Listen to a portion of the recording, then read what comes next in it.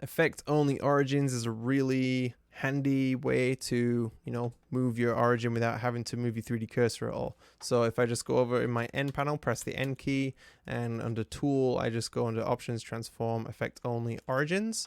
And now if I just press G, it's not going to move the object, but it's going to move the origin only. So this is great when combined with some snapping as well. So I have increment and vertex snapping on. You can just hold down shift if you want more than one. And so if I press G and hold down control, I can snap this to any point very easily. So, I can do it again, press G, hold down control, there, right on that point. But, remember that, this works with scale, rotation as well. So if you want to adjust any of those things, just click off.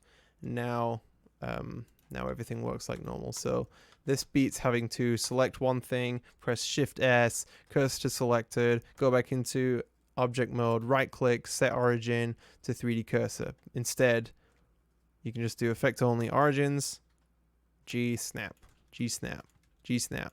Really nice. So yeah, thanks for watching. Consider subscribing. See ya.